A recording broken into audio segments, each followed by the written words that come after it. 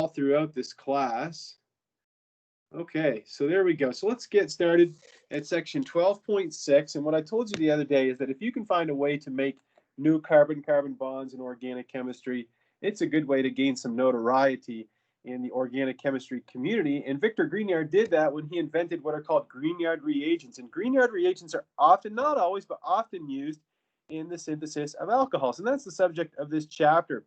And so to form a Grignard, you have to start with an alkyl halide, and you treat it with magnesium metal. The book doesn't go into detail about how the magnesium gets in between the R group and the halogen, but we call that an insertion reaction. And let's say you had bromobenzene. So here on the bottom left, we have bromobenzene. You treat that with magnesium, and you get phenylmagnesium bromide, and we can abbreviate that PHMGBr. We love to use abbreviations in organic chemistry. If you take 1 propyl chloride or N-propyl chloride, and you treat that with magnesium, you end up with propyl magnesium chloride, and I would abbreviate that propyl magnesium chloride. If you were to make a Grignard, let's say you started with, something like maybe iodomethane, and you treated that with magnesium, then you'd end up with methyl magnesium iodide. If it was the bromide, you'd start with methyl magnesium bromide. So we could delete this, and we could say, okay, we could do the exact same thing with a bromide like that. You could have ethyl bromide and treat that with magnesium, and then you'd end up with ethyl magnesium bromide. So these are commonly used Grignard reagents that you're going to see used over and over in this class. Things like phenyl magnesium bromide, methyl magnesium bromide, ethyl magnesium bromide, propyl magnesium bromide. And now let's discuss the nature of that carbon magnesium bond. So it says here, the electronegativity difference between carbon and magnesium is great enough that the bond has significant ionic character. And as I told you last class, you can essentially treat that bond as if it's ionic, okay? And if you're like, why is it so important that I treat it like it's ionic? Well, it's just a lot easier when we're considering mechanisms, okay? So let's say we have this compound here, we have phenyl magnesium bromide. You can imagine the pair of electrons here, and you can draw a curved arrow from there, right? Whereas you can't draw curved arrows from polar bonds like that. You have to have a pair of electrons. And so the carbon anion or a carbanion can behave as a strong nucleophile or a strong base. And we're going to see examples of both of them today. Mostly we're going to talk about Grignard reagents as nucleophiles, but we will talk about their basicity as well and some of the limitations based on their basicity, no pun intended. Anyhow, so it says here that Grignard reagents react like lithium aluminum hydride, and that they will attack the carbonyl group of a ketone or an aldehyde. Now you see that we have a ketone right here, so we have a ketone, and again, if we treat that Grignard reagent like a carbanion or a carbon anion, it's going to be a good nucleophile. You know that this is a polar bond right here. We have a delta minus here and a delta plus on that carbon, rendering it electrophilic. And so we do a nucleophilic attack on that carbon. We end up with this alkoxide intermediate, and then we put water in at the end. So that's the second step, and that's just like the lithium aluminum hydride reduction. Remember, the first step was lithium aluminum hydride, and the second step was to treat with water. And so the same thing applies here. In the first step, we add our Grignard reagent, and in the second step, we add water to do our proton transfer to make an alcohol. The key difference between the reaction of lithium aluminum hydride and an aldehyde and ketone and a Grignard reagent and an aldehyde or ketone is that when you treat an aldehyde or ketone with a Grignard reagent, you get a brand new what? A brand new carbon-carbon bond. And so you can see a summary of a Grignard reaction shown right here, that we take our ketone. In this example, they're just showing acetone. You treat it with your alkyl magnesium halogen, and then in the second step, you treat it with water. And there you go, you've made an alcohol. And again, alcohol is the subject of this chapter, so it's nice to learn some new ways to make alcohols. Now, with respect to that basicity thing that I was talking about earlier, it says here that, again, the Grignard is both a strong base and a strong nucleophile. And so care must be taken to protect your Grignard reagent from exposure to water or alcohols. In fact, when we do the Grignard reaction with students in in the lab at UCCS, we get them to put all of their glassware in an oven several days before they do the reaction. You're like, why would you put it in an oven? Well, the reason you put it in an oven is to drive all the water away from the glassware. It might not be intuitive, but when you wash your dishes at home in the sink or in a dishwasher, you take them out, they look dry, and for intents and purposes, they are. But the silicon that's in glass holds on to water very tightly. And so you have to either dry the glass with a flame or put it in an oven in order to drive all the water away. And the reason why you have to remove all that water is because here's your Grignard reagent, okay? Now, we have a carbanion here, and that can behave as a really strong base, and it can yank a proton off of the water, like is shown here. So this is just a proton transfer reaction. But let's think back to chapter 6 for a while, and you're like, what, chapter 6? Yeah, chapter 6. Let's think about chapter 6 for a second. Look at the differences in pKa between our acid, which is water in this case, and our conjugate acid, right? We have a difference of, 50 minus 16, so like that, 34. So we have 10 to the 34 difference in order of magnitude here. And so this is essentially an irreversible reaction.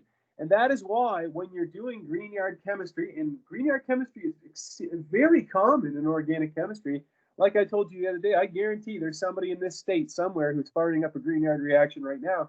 You really have to be careful to not allow any water into your reaction vessel. And so it says here that anhydrous ethers are usually used as solvents for Grignard reactions. I'd say good examples of anhydrous ethers that might be used would be things like diethyl ether. So everybody knows what diethyl ether is by now. Another one that's even more commonly used, I think, would be THF. So this is THF, which is tetrahydrofuran.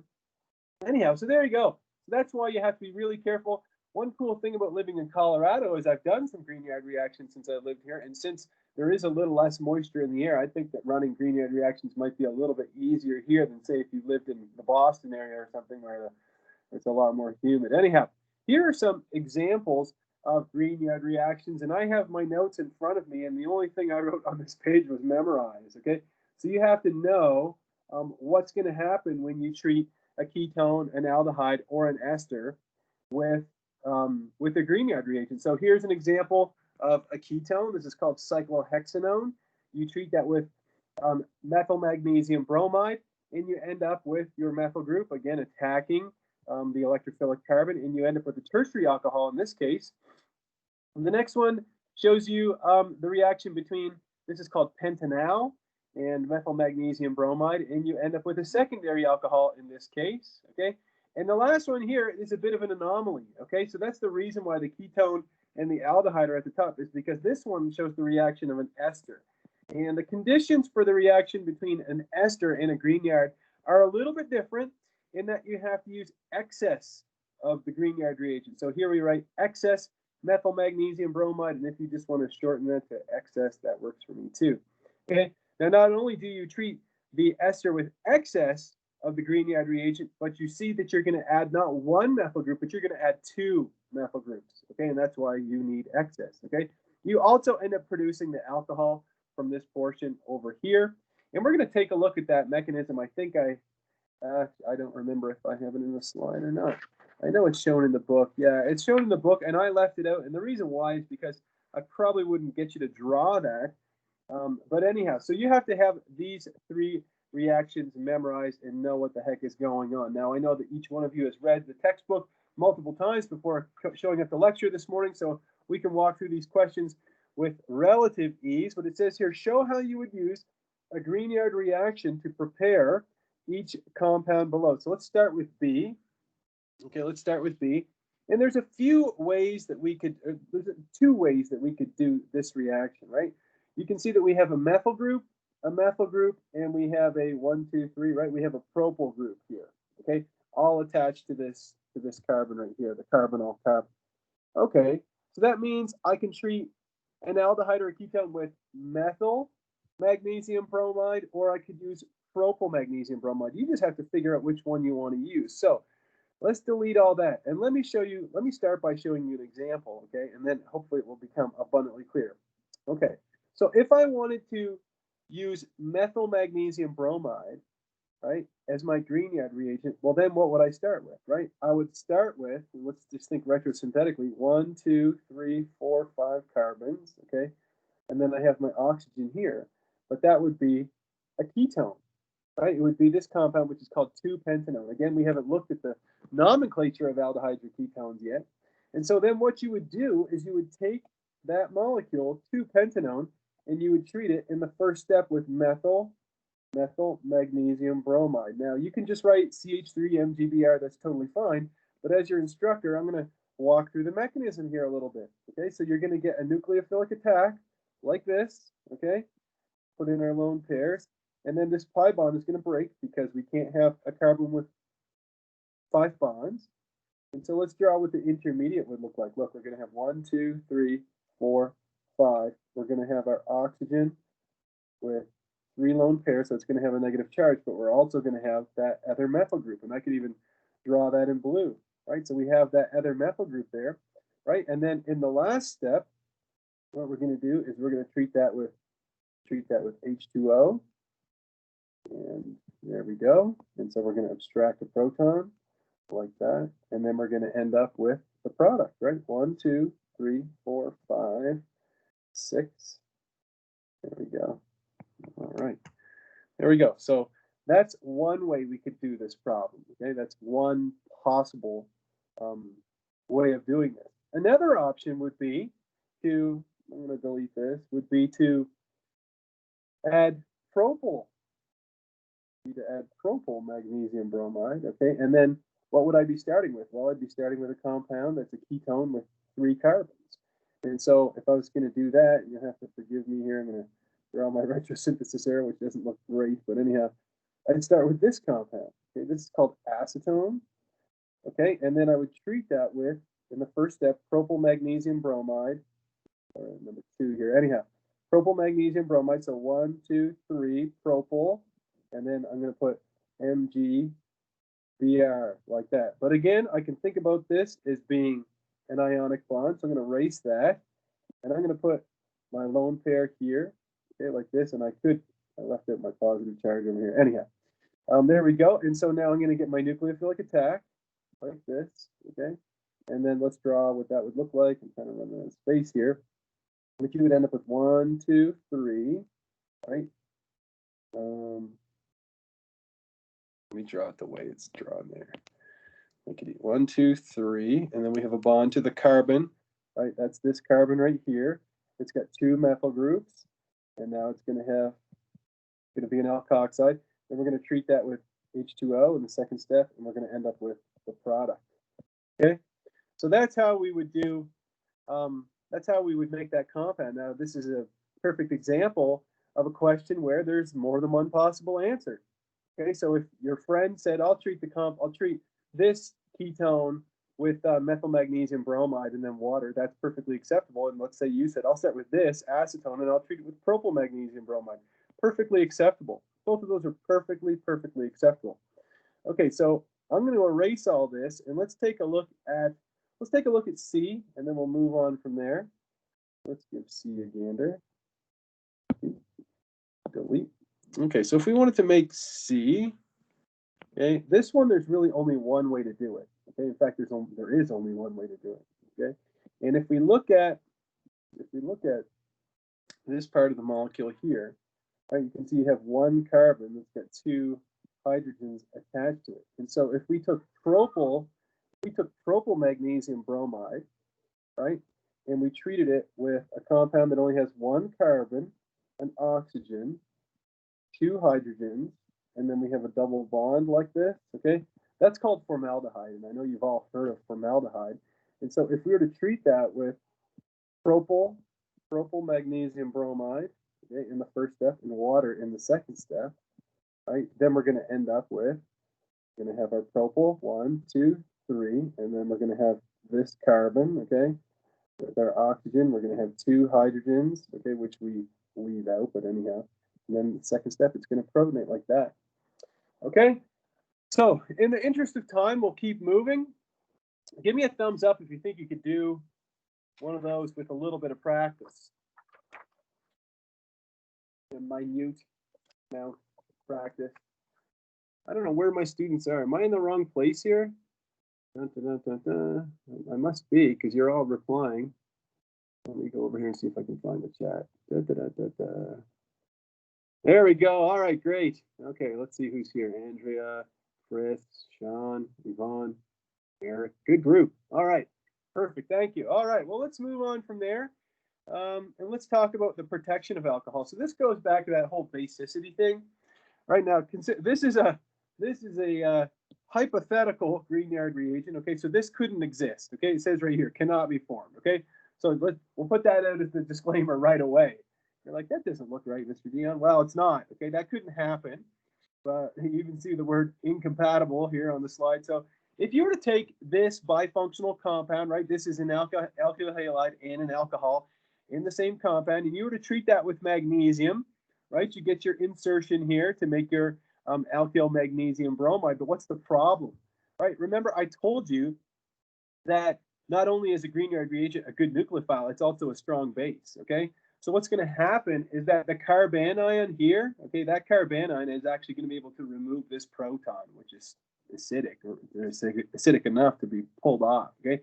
So it would essentially destroy itself, okay? So it says here, but if you hypothetically could make this, and then you treated it with a ketone, and then worked it up with water, threw water on it, right? Then you'd end up with this diol, which is kind of interesting here. But it says here that the alcohol can act as an acid, right? Alcohols have pKa's of, we said, around 15 to 18. So Grignard reagents and alcohols, just like water, are incompatible, right? What's the pK of water? It's 15.7. It falls in this range. And that's the exact same reason why you can't use methanol or ethanol as a solvent for a Grignard reagent. The same damn reason. So it says here, you can do something called protection. So it says here, the alcohol can be protected to prevent it from reacting. And you're probably tired of hearing me say this, but protection, learning or designing new protecting groups in organic chemistry, I wouldn't say it's big business, but it's always nice when somebody can invent a new useful protecting group. And if you're like, what the hell is a protecting group? Well, let me show you. It says here that a protecting group, or protection and deprotection, it says here a three-step process is required to achieve the desired overall synthesis. Okay, so first we protect the alcohol, and you're like, wow, you just covered up with a big black cube. Yeah, pretty much. No, I'm kidding, but I'll show you some protecting groups in 3111. Then you're going to be able to you're going to be able to perform your Grignard reaction. That's the second step. And then three, you're just going to knock that protecting group off, okay? And so all organic chemists should have, a good knowledge of protecting groups for a variety of situations. And we're just going to look at one today. So one protecting group, you're going to learn your first protecting group, okay? So basically, have you guys ever seen Scooby-Doo before? You know how at the end they pull the mask off of the criminal? They're like, let's see who's under there. Mr. Jenkins, meddling kids. Okay, it's the same kind of thing, right? You're just covering it up with a mask, right? You're just preventing that alcohol from reacting, and then at the end you go voila, and you remove it, okay? So again, let me teach you your first protecting group, which is called a trimethyl silyl protecting group. Again, organic chemists are just hooked on acronyms, so we call that a TMS group, okay? So if you take your alcohol, so here's your alcohol, and you react it with trimethyl silyl chloride and triethylamine, you end up forming a trimethyl silyl ether, right? You guys know what an ether is. When we have an oxygen between two carbons, well, when you have a carbon, oxygen, and a silicon, that's called a silyl ether. So we make a trimethyl silyl ether, and the way we abbreviate that is really, short. It's just OTMS, okay? So it says here that the TMS protection step requires the presence of a base to neutralize the HCl byproduct. And we'll discuss this mechanism a tiny, tiny bit here.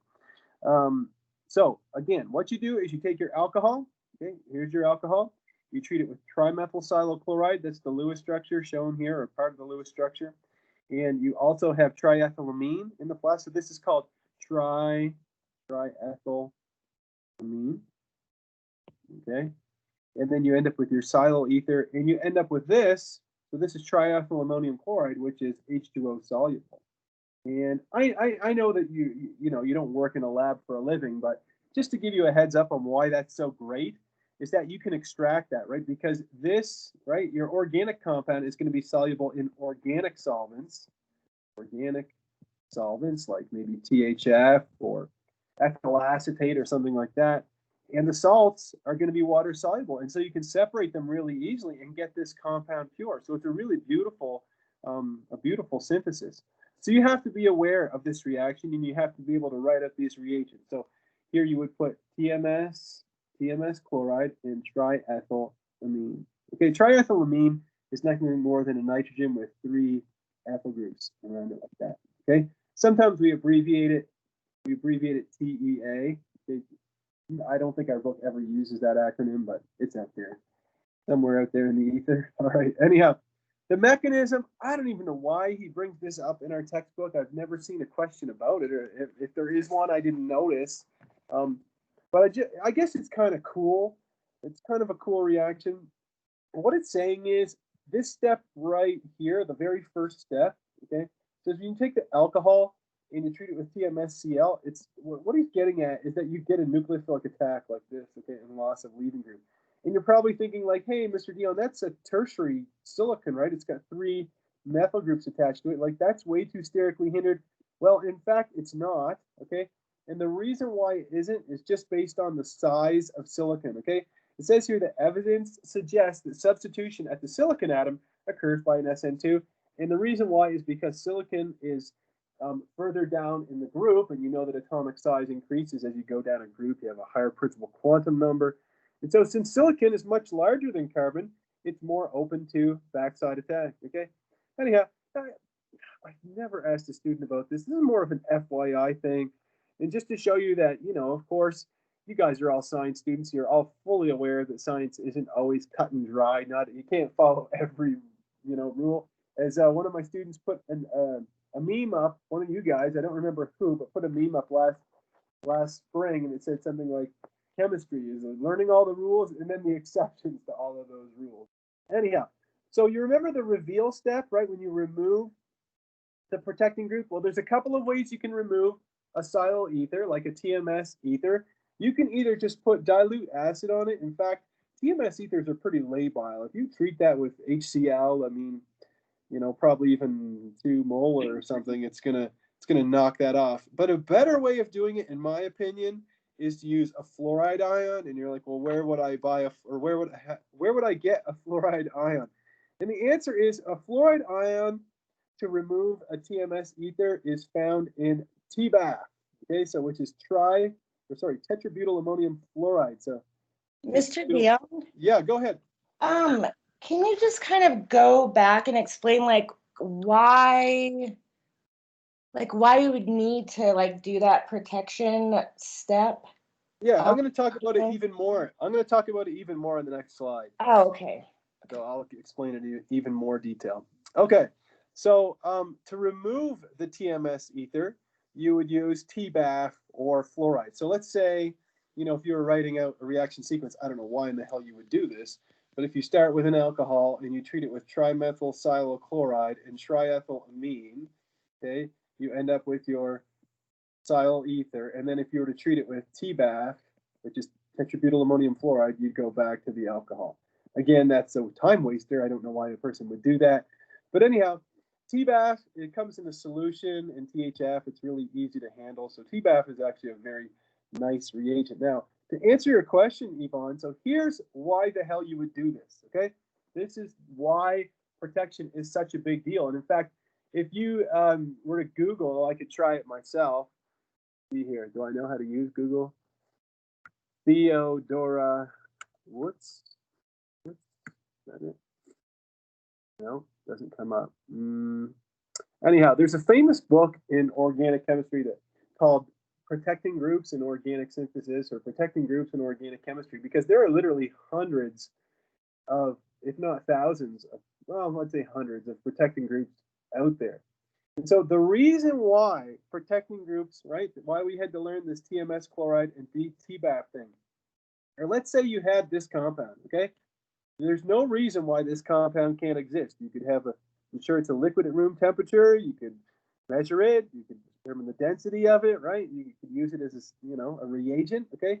But the problem is, right, we just saw that you can take an alkyl halide and you can make a Grignard reagent from it, right? Now, what I was saying, Yvonne, is that if you were to take this and treat it with magnesium, okay, to try to make a Grignard reagent, right, you insert that magnesium, so then you end up with you end up with this. It's not going to work, okay? We'll put a big X over that. It won't happen. And the reason why, I'll show you.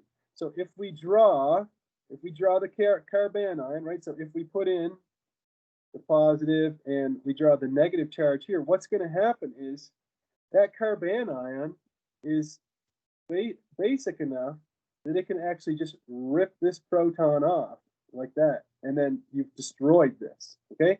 So all your hard work, imagine you're a scientist working in the lab, and let's say it took you, a week to make this compound. You're like, oh, I made this new alkoxy alkyl halide, or hydroxy alkyl halide. I don't know. I worked so hard on this, and then I threw magnesium on it, and now it's gone. It's gone. And your colleagues are like, well, duh. Okay, if you try to make a Grignard with an alcohol, it's just going to destroy it. It consumes it. Okay, because a carbanion is such a strong base. So what you do is you cover up that hydroxyl. You convert it into a silyl ether, which will not react. Okay, and so when you take this compound, this silyl ether here, okay, and you treat that with magnesium in the first step, and I'll write down what the intermediate is. You would end up with bromine. Oops, getting ahead of myself here. You'd end up with this compound. 1, 2, 3. Right, OTMS. And this compound, this is a Grignard reagent, and this is stable. Stable. Okay, right? Whereas this was not stable. Okay, so that's the whole purpose behind this. Now you've got your Grignard reagent. You can react with your ketone, treat it with water. Okay, and then you're going to end up with this product. Now, where's your alcohol? It's not there. You have a silyl ether. You wanted that alcohol, and so you simply perform the deprotection step with tetrabutyl ammonium fluoride, and voila, there you go. So that's the whole reason behind protecting groups. And again, there are hundreds of protecting groups out there for all kinds of different reasons in organic chemistry. And we will look at a couple other protecting groups in this class. So with that in mind, let's take a look at a problem where we apply what we just talked about. It says here, identify the reagents you would use to achieve the following transformation. Well, you can see that we're starting with a compound that has 7 carbons, and we're making a compound that has 7, 8, 9, 10, has 10 carbons, and so we're adding carbons. You can also see that we're adding, right, we're making an alcohol. And so retrosynthetically, just in terms of retrosynthesis, I would just think, okay, well, if I could make this, carbanion, right, if I could make this Grignard, okay, I could treat that with acetone, right? And then I would get my nucleophilic attack like that, and then I could add water to it, right? And I would end up with the desired product. But there's a big problem, right? I've got an alcohol here. This compound cannot exist, right? Because this would just rip off this proton and destroy itself, right? So that can't happen. And so what do we have to do? That means that the first thing we're going to have to do is that we're going to have to protect that alcohol. Now, how do we protect an alcohol? Well, we're going to take that alcohol and we're going to treat it with trimethylsilyl, TMS, chloride. We have to have triethylamine in there. And when we do that, we're going to end up with this compound. So let's draw out the whole kit and caboodle here. Our bromine, and we're going to have our O, TMS. So there's our silyl ether. Now we can make a beautiful, tasty Grignard reagent. All right. All right. So let's go ahead here, and we're going to treat that with magnesium. You know what? I'm going to write it down this way because I don't want to write it. So we're going to treat that with magnesium like that, and then we're going to end up with the Grignard reagent. Okay. So we're going to end up with magnesium bromide and OTMS. Now we've got a good nucleophile. Remember, I told you that you can think about this as being a carbanion. So we can put in our negative charge, right? So now we need to add in our electrophile, which is going to be the ketone, which is, again, this is called acetone. And we could even practice drawing our curved arrows here like that. Okay, I'm gonna delete those curved arrows just so that I can simplify things. So in the first step here, you'd use acetone, and then in the second step, you'd use water, and then you're gonna end up with this compound, so this intermediate. So we still have our OTMS like that. Okay, and then we're gonna have our tertiary alcohol like that. And what's the last step going to be? The last step to get to our final product is to remove that with tetrabutyl ammonium fluoride like that. Okay. Somebody says, does anyone know why the silicon atom in TMS chloride is written as S? So sulfur is S when it's an atom, but these are not atoms, right? This is not a formula. Okay. This is not a formula. This is an acronym, okay? Acronyms. So this is acronym, right? Not a molecular formula. All right. If you were to Google, acronyms in organic chemistry, there are lots of them, okay? So many so that when I wrote my thesis, I think one of the first pages I had to put in the index was, or in the preamble or whatever, was all these different acronyms that I used because they're so common. Let me just clean that up a little bit. All right, give me a thumbs up if you follow me on protection and deprotection.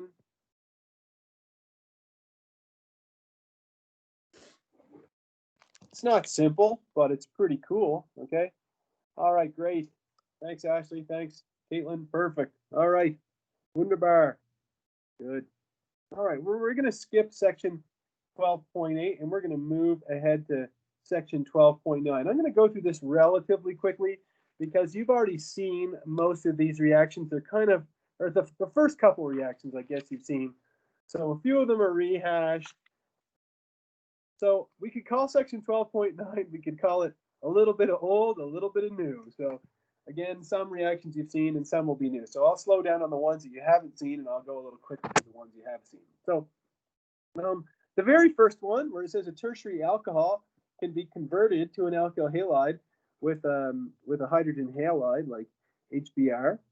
That is a reaction that you have seen. So this very first one, if you take a tertiary alcohol, and then you treat it with HBr, you protonate the alcohol to convert it into a good leaving group. And since it's an SN1 reaction, right, because again, this is tertiary, right, we get our loss of leaving group here. So here we have a proton transfer. I guess they're already labeled. Proton transfer, loss of leaving group, and then we have our nucleophilic attack. So that's nothing new for you. But this is a brand new reaction. So here's something new for you today. It says here that if you take a primary or secondary alcohol, no, actually, this isn't anything new. You can do the same thing, okay? So you do a proton transfer with HBr. So this only works really well with HBr, then you can get a nucleophilic attack. Okay, so this is, again, kind of a review slide. These are both reactions that you would have seen already, but here's something new, okay? So if you want to make an alkyl chloride, HCl is not as reactive as HBr. So when you want to make an alkyl chloride, you have to kind of spruce up the conditions and use what's called zinc chloride. So this is zinc chloride. And remember that it's not zinc 2 chloride because zinc only has one oxidation state. It's something you should remember from Gen Chem 1, I guess. Anyhow, so we use zinc chloride in conjunction with HCl. And if you're wondering, what's so damn special about zinc chloride behaves like a Lewis acid, and it renders the carbon, so it renders this carbon more electrophilic. Okay, so it's more susceptible to nucleophilic attack. I have never in my life asked a student to draw this intermediate, okay?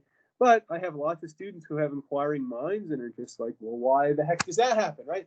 A lot of students like to ask why. Well, why? Why does this work? Why does that not work, And the reason why is just based off of the Lewis acidity, and you should remember that a Lewis acid is an electron acceptor. Anyhow, so what you're responsible for knowing on this slide, really, when it boils down to it, is if you want to make an alkyl chloride, you not only have to use HCl, but you throw in zinc chloride as well. Now let's move on from there. Talk about something else that you would have seen before. If it says here, it even has the word recall. And we looked at this in chapter 8, I think it was chapter 8. no, maybe chapter 7, sorry. It says, recall that a hydroxyl group is not a good leaving group, but it can be converted into a very good leaving group, such as a tosyl group. And the way that we do that is we take our alcohol. I love it. I love these kind of things. Bad leaving group, right? You have a bad leaving group and you want to convert it into a good leaving group. And so you use TSCl. So this is tosyl chloride. Tosyl chloride. And if you're like, I'm unsure about that, well, that's something that we covered. Again, this is CHEM 3101, so organic 1. And then you also need pyridine as a base, so we abbreviate pyridine as PY. And then you make a tosylate. And notice that there's no inversion of configuration. And so the configuration at the stereocenter is retained. But then if you treat that with a halide, okay, so some kind of halide salt, in the example they're using here is sodium bromide. Okay, well, that's an SN2 reaction, right? So your X, your halogen, or your halide, is going to come in as a nucleophile, and that's an SN2 reaction. What happens then? You get inversion of configuration, okay? So you could even write that down. So we could put here configuration retained, right? And then here we'll put inversion of configuration, right? And the reason why is because you know that when you have an SN2 reaction at a stereocenter, you end up inverting that stereocenter. All right, it says here the tosylate can then undergo SN2 substitution to obtain an alkyl halide. And so the overall reaction is we take our secondary alcohol, we treat it with tosyl chloride and pyridine, we convert that into a good leaving group, and then we get inversion of configuration when we perform our SN2 reaction. All right, so this is, again, something that you would have seen in Chemistry 3111, but let's talk about a couple new reactions. And I'll just throw this out there right now because students love to know when they have to know a mechanism or when they don't have to know a mechanism. I will never ask you about the mechanisms for either of these reactions, okay? They're both found in the textbook in dirty detail, but I will never ask the student about these. So let me just tell you what the names of these are. So SOCl2, this is called thionyl chloride. And then I know you can name this compound because you know how to name covalent compounds. This is phosphorus tribromide. My first office mate in industry, his name was Carol, and his PBr or phosphorus tribromide was his favorite reagent. Whenever it boiled down to designing a synthesis, he always had a way of working phosphorus tribromide into the synthesis. And I'd be like, oh, Carol, I'm lost. Like, what do I do? What should I do here? He's like, PBr tree, then PBr tree, with his French accent. Anyhow, so if you want to take a primary alcohol and convert it to an alkyl chloride, or an alkyl bromide, there's a couple of new ways to do that. If you want to make an alkyl chloride, you can use thionyl chloride, so SOCl2, and the Lewis structure. I'm sure you can all come up with that faster than I can, but here's the Lewis structure for SOCl2, thionyl chloride, and then pyridine, or you can use phosphorus tribromide and PBr3. Well, of course, you can draw the Lewis structure for that. Again, probably faster than I. All right, and again, you don't need to know the mechanisms for these reactions. So in the interest of time, I'm going to kind of skate over those slides a little bit quickly. Now, before I get there, though, there's always, well, not you guys are a great class, but I've had students in the past who are just like, oh, Mr. Deon, organic chemistry is so much. Why can't you just give me one reaction to me? What about the HCl and zinc? I thought that worked. Zinc chloride, why do I have to learn this too? Well, again, I've said this to you before, a good organic chemist will always have more than one way to do a reaction, right? Because what if you try to do this transformation right here? And what if thionyl chloride and pyridine doesn't work? Well, then you're without the HCl and the zinc chloride. And if that doesn't work, you go to the next thing. And then you try something else. And if that doesn't work, then you try something else. And then if that doesn't work, you throw everything in the garbage and you start over and you redesign your synthesis. Anyhow, so here's the mechanism for thionyl chloride. So it starts by basically converting the hydroxyl into a good leaving group, and then chloride comes in and attacks that. Again, I'll never ask you that mechanism. It is not going to be on the ACS, okay? They might be in the homework, yeah. I won't, but what I'm saying is I won't ask you about it in a quiz, okay? In the homework, there's a lot more that's fair game because you have access to Avogadro's number of tools. All right. The mechanism for PBr3, again, involves the same kind of thing, where we convert the hydroxyl into a good leaving group and we get a nucleophilic attack. And there you have it, folks. All right, so let's get back to something that you've seen before. And it even says here in section 7.12, we saw that an alcohol can undergo elimination in acidic conditions. So if you take a tertiary alcohol, so this is terbutyl alcohol, and a tertiary alcohol, we treat that with concentrated sulfuric acid and heat. What does heat do? It causes evaporation, right? So that's why we end up losing water, okay? And that's why it's written over here. So we treat that with sulfuric acid, concentrated sulfuric acid, and we heat that up, and we eliminate water to make an alkene. Now, when we do that, in this case, there's only one regioisomer, okay, which is this compound, which is called isobutylene. But if there's a couple of possibilities, the Zaitsev product, which is the more substituted alkene, is always going to be formed in a higher yield. Now, remember that this reaction follows an SN1 mechanism. First, a proton transfer, then the leaving group will dissociate to form a tertiary carbocation, and then you have a proton transfer to form your alkene. Again, this is something that you would have seen in section 7.12. So, as they say, nothing new under the sun on this slide, right? Again, recall that the E1 elimination generally favors the more substituted alkene, right? Remember the difference between a Zaitsev product, the major product here, the more substituted alkene. We call that the Zaitsev product. And over here we have the Hoffman product, okay? And we talked about how a substitution on an alkene can affect its stability. That's something that we covered in depth in chapter 8. And so it says here, the less substituted alkene can only be favored via E2 if you're using a big bulky base. So that's something that we looked at earlier. Like, let's say if you were to take this and treat it with tazol chloride and pyridine, and then use a bulky base like potassium t-butoxide, right? If you were to use that, in that case, you would end up with the Hoffman product. But again, these are concepts that you've already looked at. And if you're wondering, like, why is there so much review in this chapter? Well, he's trying to bring everything about alcohols together, kind of put it under one. I'll put it all under the chapter 12 umbrella. So here's an example of that. It says, first you convert the alcohol into a better leaving group, and then a strong base can be used to do that E2 reaction. So again, nothing new here. These are reactions that you've already learned. So with that in mind, let's just take a look at a couple of them.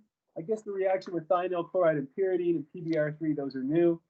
So if we take a look at this first transformation, we're going from an alcohol to an alkyl bromide. It's a secondary alcohol, and we're also getting inversion of configuration. Could anybody tell me, just throw out any idea here? I can think of a couple ways to do this based off of what we've learned. Doesn't have to be fancy. Yeah, absolutely. So Caitlin is saying, tazol chloride and pyridine, and then obviously you're going to need some kind of nucleophile. So I would totally agree with that. I'd say you could use, I need a pen, I guess. You could use tazol chloride and pyridine, okay, in the first step. And then the second step, you need bromide as a nucleophile. So I'd use sodium bromide. I'd say there's another way to do this one. Does anybody remember a reaction that I showed you just a few minutes ago that you could do this? You end up with inversion of stereochemistry. PBr3, that's right. Thanks, Kyer. Thanks, Winona. Yeah, so another option is, I'll put here, or you could just use PBr3, right? PBr3. All right, great reagent. Same thing here, right? This reaction here in B, you're taking a tertiary alcohol and you're making a tertiary alkyl bromide. Yeah, I'd say PBr3 would work there too. All right, there's another option here. Since this is tertiary, right, we could also do that using HBr. That would work. I'll put here or HBr. What else? Hey, let's try one more. Let's try C. Does anybody have some SAT-C conditions that we could use for C?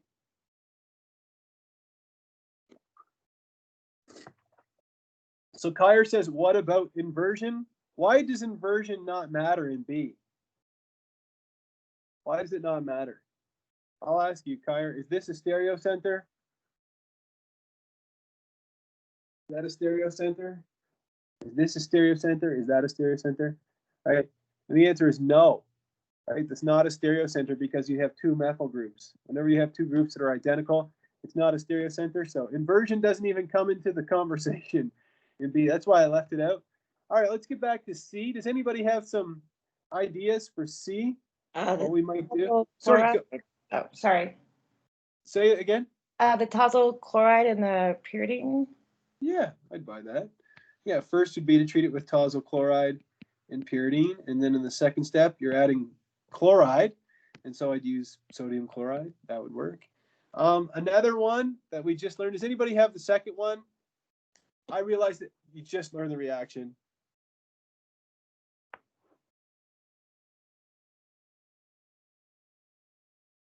Cha? No? So another option would be to use thionyl chloride. So SOCl2, SOCl2, and pyridine. Okay, let me backtrack a second here, okay? Maybe there's something that I neglected to tell you. I just want to be doubly sure. If you think about these two reactions, okay? These two reactions both involve inversion of configuration. Okay, they both involve inversion of configuration. Why? You look at them, they both involve the same thing as the TMS chloride followed by a nucleophile, right? The same idea in that first you make a good leaving group and then you do an SN2 reaction, right? This reaction right here where the chloride attacks, this is SN2. And SN2 is going to proceed with inversion of configuration. Now this is not a stereocenter, so they left it out here. But since that's SN2, you're going to end up with inversion of configuration. And you could even write that in your notes here. You could put here, if stereocenter, then inversion of configuration. Okay. So let's see here if we can copy that. Copy. We can paste. Same thing applies here, right? For PBr3, and I'll show it to you in the mechanism. Now, again, the examples he's choosing don't have stereocenters, but you see how the same thing applies here.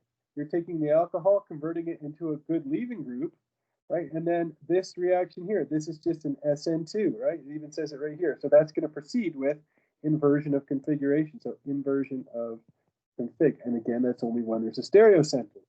Okay, so maybe I didn't tell you that. So now you have that under your hat. Okay, and so for D, we're spending a lot of time on these, but anyhow, for D, you could totally use phosphorus tribromide, right? Because it proceeds with inversion of configuration. All right, let's move on and try another one. I'll do this one really quickly because this is a question I think that we looked at something virtually identical to it in 3101. So you're taking a tertiary alcohol, you're treating with sulfuric acid and heat. What are you going to do? You're going to end up losing water, right? Lose H2O. This is a dehydration reaction. And there's two possible products. You could either form the double bond, here, or you could put the double bond here. And let's draw those two products. So I could have my double bond here, the more substituted double bond, or I could end up with, prettier, I could end up with this compound with the double bond over here. So this is our Zaitsev product, and this is our Hoffman product, right? The Hoff, David Hasselhoff came up with that reaction. And so the Zaitsev product is more substituted, and so this is going to be the major product. All right, there we go. Major and minor, Zaitsev and Hoffman. You could write minor product over here. All right, let's go, and let's change gears again. We've got, what, 2 hours left? Perfect. Okay, so let's talk about the oxidation of alcohols. In fact, I think this is the last section of new material in this chapter because we skipped section 11 and 12. And I think the last section, let me just look ahead, is just talking about synthesis. So one of those classic David Klein, just going over synthesis problem after synthesis problem. So how do you oxidize an alcohol? This is something brand new. We haven't looked at any oxidations of alcohols yet. And so you're going to have to memorize quite a few reactions in here. There aren't a lot of mechanisms that are required in oxidation. And if you look at the ACS study guide, there's a whole section just on oxidations. Okay, so oxidations are really important. So if we take an alcohol and we convert it to an aldehyde or a ketone or a carboxylic acid, right, that's oxidation. If we take that and we convert it to an alcohol, that's reduction. And so we're going to talk about all kinds of different oxidation reactions. So I'm going to tell you and kind of fire hose quite a few reactions at you here. So let's get started. It says here that oxidation of a primary alcohol proceed to give you an aldehyde and then a carboxylic acid. And the reason why you can oxidize twice is because this carbon, as long as this carbon has a hydrogen attached to it, it can still be oxidized. Okay, so in fact, to convert a primary alcohol and to stop at an aldehyde, there have actually been reagents designed to do that, because aldehydes are usually pretty reactive. They'll keep being oxidized and give you a carboxylic acid, and I'll teach you a reagent or two for doing this. So it says here, an oxidation of a secondary alcohol gives you a ketone. And notice there's no hydrogen attached to this carbon, so a ketone cannot be further oxidized. Now that's not entirely true. You can oxidize a ketone further, but that won't be covered until I think chapter 19 or 20 or something. Okay, we'll learn a reaction called the Baeyer-Villiger reaction. Anyhow, it says here a tertiary alcohol, good news, no reaction. Okay, they are not going to oxidize. Okay, if you try to oxidize a tertiary alcohol, I promise you that the answer, no exceptions, will always be no reaction. Will not work. Never. Not in this universe. Okay, so let's talk about how you would do it. And don't you just love it, you guys? There are a large number of oxidizing agents that can be used to oxidize an alcohol. All kinds of them have been developed. Okay, people are still coming up with new oxidizing agents all the time. But you're going to learn a couple of the classics. It says here, the most common oxidizing agent is chromic acid. It is formed from either chromium trioxide, so this is chromium trioxide, or sodium dichromate in aqueous acid. So your conditions are either going to be CrO3 in acid and acetone, or sodium dichromate in sulfuric acid and water. And basically what you end up making in situ, which means in the flask, is you end up making chromic acid, right? Everybody knows what sulfuric acid is, right? Sulfuric acid is, sulfuric acid is H2SO4. Well, chromic acid is H2CrO4. Okay, so that's what you're making.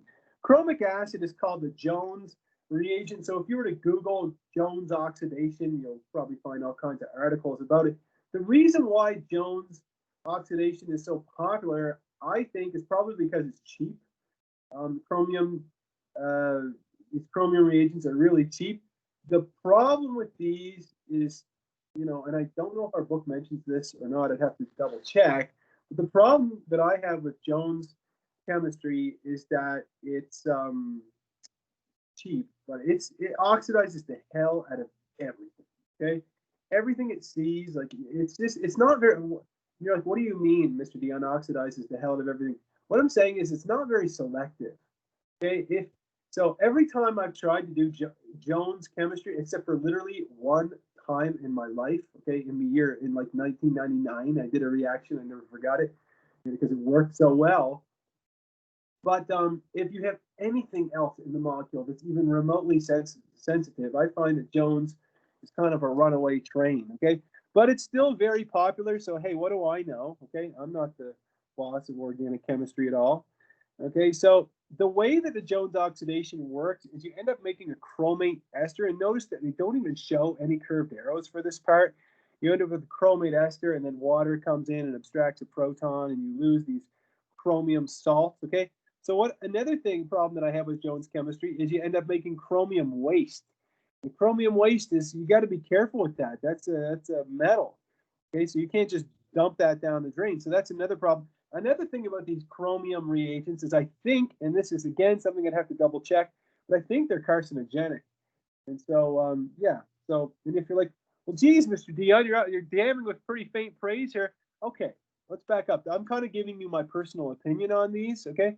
But they're still used all the time, okay? So Jones reagents are still used all the time in organic chemistry. And so you have to be perfectly aware of them, but there are other options. So it says here, chromic acid, again, is like a runaway train. It will take a primary alcohol and it will go straight all the way to the carboxylic acid.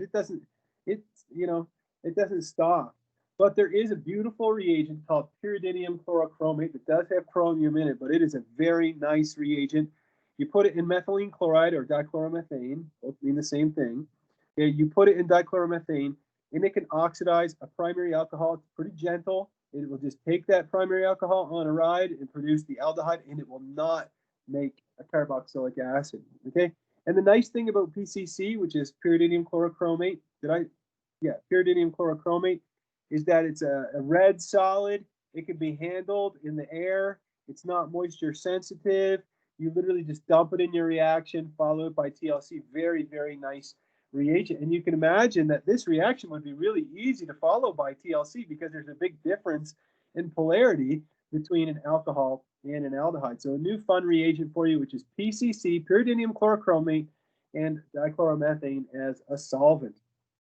All right, so there's a new one. So it says here, regardless of the oxidant used, either chromic acid or PCC will convert a secondary alcohol to a ketone. So secondary alcohol, you don't have to be as fussy. Okay, you don't have to worry about over-oxidation because a ketone will not be further oxidized with chromium. So you can either use sodium dichromate, sulfuric acid, and water. That works. Chromium trioxide, H3O plus, and acetone. That will also work. In fact, I'll throw it in there. So you can use chromium trioxide, acid, and acetone. Okay, that works too. And PCC, they all work really well. I can tell you that if I was in the lab, I would choose this, okay, every time. All right.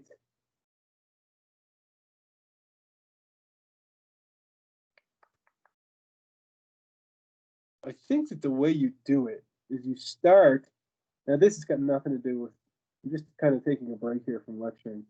I think the way you do this is you take like the chromium, no, here, if this reaction here, I'm just thinking out loud here. If you do this reaction, what you do is you take the chromium trioxide and the acid and you mix it together, and you basically make that fresh. If you were doing the reaction, you'd make it, at that time. And that makes the chromic acid. And then what you do is you add that to a solution of the alcohol in acetone. You can fact check me on that, but I'm pretty sure how that's done. All right, Mr. Deon just needed a break. All right, so oxidation of alcohols. Look, as I told you, there's been all kinds of alternatives developed because chromium is toxic, bad for the environment. And so here's one of the classics. A Swern oxidation. Again, I will not ask you this mechanism on a quiz. Again, like Andrea said, on the homework, it's fair game because you have everything at your disposal. But again, if it's not covered on the quiz, I'm not going to go over it in gross and dirty detail right now. But the Swern oxidation, the first step is that you take your alcohol and you treat it with DMSO and oxalyl chloride. So the way that we abbreviate DMSO is we write out DMSO. So that's dimethyl sulfoxide. That's this guy right here. And if you're like, well, that's not dimethyl sulfoxide, wouldn't dimethyl sulfoxide be this? The answer is yes, but they've shown it here, showing the negative and positive charge here, this resonance structure, to draw the curved arrows. Oxalyl chloride, that's this here, which is, it's got 2 carbons, 2 chlorines, and 2 oxygens. And so the way that we abbreviate oxalyl chloride is we write COCl, and then we put the whole thing in brackets and we put a 2 like that. So that's oxalyl chloride. The great thing about Swern oxidation, and I've done a few of them in my life, is that everything that comes out of the Swern oxidation, like all the byproducts, are volatile or easy to remove, like carbon monoxide and carbon dioxide. In fact, the first step, when you add the DMSO and the oxalyl chloride, you can see bubbles, right? Because you're producing gases. And so when the bubbles have subsided, then you're ready to do the second step. And the second step, and you're like, whoa, this is a pretty gnarly mechanism. Yeah, the second step just involves addition of triethylamine, which is something that we saw earlier, triethylamine right here, okay? Again, in the interest of time, I'm not going to go over the mechanism in dirty detail because I won't put it on a quiz, but it says here, like PCC, the Swern oxidation will convert a primary alcohol to an aldehyde, and it will not run away. It's not going to keep oxidizing to a carboxylic acid. So here's the Swern oxidation. Swern, okay, is you end up with, or first you start with DMSO and oxalyl chloride, And then in the second step, you add triethylamine. If you're thinking, oh, Swern, it'll never come up. Well, Swern oxidation is actually really popular, okay? Very popular in the organic chemistry world. So popular that if you walk into a lab, you can, if you use your nose as a detector, you can oftentimes tell when somebody is doing a Swern because it has a very distinct odor, right? You end up making some dimethyl sulfide, which is very stinky. Okay, and when you detect that dimethyl sulfide, you usually be like, oh, is somebody doing a Swern reaction? Like, oh, yes, I am. Yes, I am. Okay, there you go. And if you're wondering, like, and again, this has got nothing to do with something I'd ask you on a quiz, but if you've ever wondered, like, how do you get rid of that odor? Because it gets on everything, any glass where it touches it. And the answer is you just go to the grocery store and buy a bottle of bleach, okay? Just like, I don't know what it's called down here in the States. In Canada, we call it Javex, but like Clorox, I guess, but just regular old household bleach. And you dump that in some warm water and you put your glassware in there. And what that does is it oxidizes the sulfide and it gets rid of the smell. Anyhow, kind of something kind of interesting there. But then, you're messing around with bleach, so you'll probably spill it on your clothes. Been there, done that? Okay, what else? Let me just take a look at my notes here. Yeah, so this is our last new reaction. Your last brand new reaction is called the Des-Martin periodinane reaction. Hey, you learned a few name reactions, the Swern, the Des-Martin, right? And the Des-Martin periodinane, it says it yields the same results as a Swern oxidation. Okay, so if you take a primary alcohol, you treat it with Des-Martin periodinane, which is this fella right here. Okay, all of this spinach, okay? We just abbreviate that DMP. And so if you treat a primary alcohol with DMP and methylene chloride, you get an aldehyde.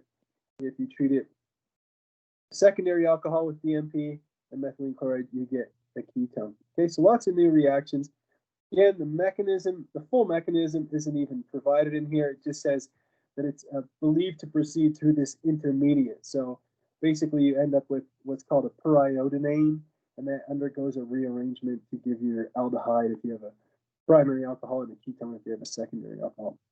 All right, and the great thing about DMP, and if you notice, like what I'm trying to get at with you or trying to relate to you, is that all of these reagents have their place, right? They're all part of the beautiful family of organic chemistry reactions, right? They all have their place. Somebody asked me a question.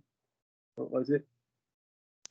Does sodium dichromate have to work? Do you have to react with sulfuric acid and water? Yes, absolutely. What else here? Yeah, so DMP oxidation is not acidic, doesn't require high temperature, but chromium oxidations do. Another thing that's cool about Des-Martin periodinane is that it's commercially available now. I think you used to have to synthesize it, but now you can buy it in a bottle, so that's kind of cool. Let's take a look at an example of what the heck you would do with this stuff, okay? It says here, predict the product for the following reaction. Well, here we're taking this compound, this aldehyde, but it's also got two alcohols. Right here we have a secondary, got a secondary alcohol. Here we've got a primary alcohol, and here we have an aldehyde, right? An aldehyde. And we're treating that with chromic acid. Remember, you can make chromic acid from chromium trioxide, acid, and acetone. Okay, or you can use sodium dichromate, sulfuric acid, and water. Okay, so either of those will make chromic acid. But remember, I said that if you have a primary alcohol, it's going to be oxidized all the way to a carboxylic acid. And the same thing with an aldehyde. It will react with chromic acid to produce a carboxylic acid. So we're going to have two carboxylic acids, but the secondary alcohol is only going to oxidize to a ketone. So let's draw out what the product would be. Make sure I get the right number of carbons. So we have 1, 2, 3, 4, 5. That. So we're going to have a carboxylic acid out here. We're going to have a ketone over here. Clean that up. And then we're also going to have a carboxylic acid down here. Where is it? 1, 2, 3. There we go. So you're going to end up with this compound like that. All right, so that's what would happen with chromic acid. Hey, the answers were here the whole time. Damn. Okay, well, let's take a look at some examples of what would happen if you were to oxidize these. Well, the first one, we're starting with a secondary alcohol, and we're treating with sodium dichromate, sulfuric acid, and water. Could anybody tell me, would I end up with a carboxylic acid or a ketone or an aldehyde, or what kind of functional group would I end up with in this after this reaction? Yeah, exactly. I'd end up with a ketone because I'm starting with a secondary alcohol. And so I would simply oxidize that secondary alcohol to a ketone. So I end up with this compound, which is called cyclohexanone. So again, that's because I'm starting with a secondary alcohol. In the next example, we're starting with a primary alcohol, and I'm doing the same thing. Who could tell me what kind of functional group I'd end up with here? Carboxylic acid. Damn right. Pardon my language. Okay. Been hanging around the wrong crowd, I guess, too much. Oh, remind me to tell you a funny story at the end of class, okay? Something funny that happened to me this week. And remind me to not record it. Let's see here. In D, we're taking a primary alcohol. Can anybody tell me what the name of this beautiful reaction is?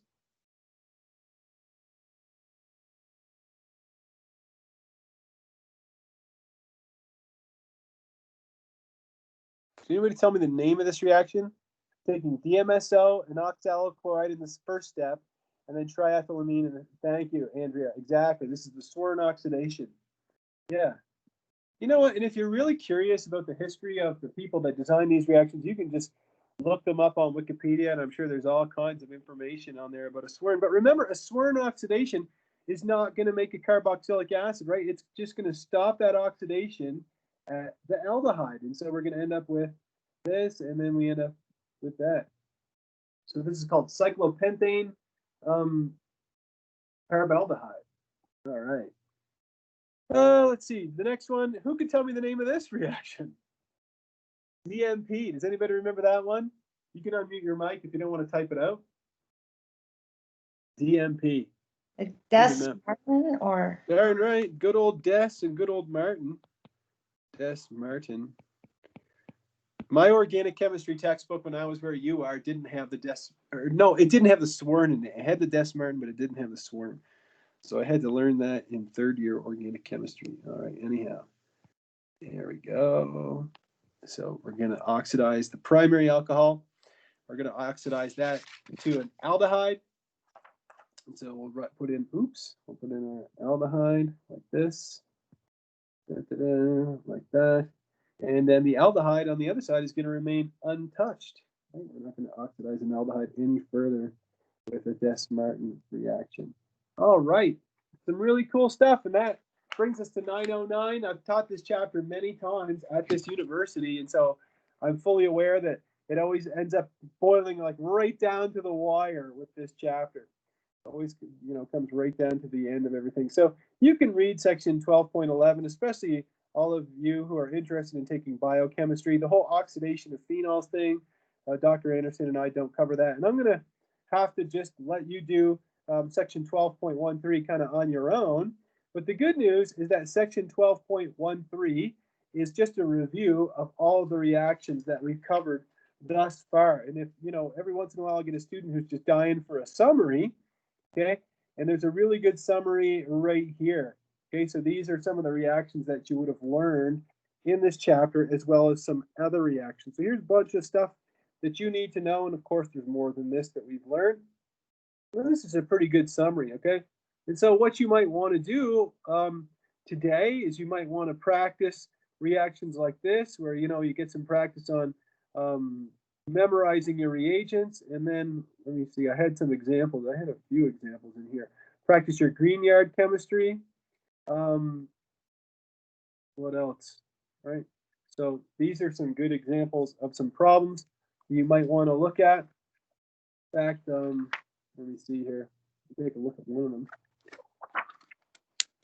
I'll tell you what.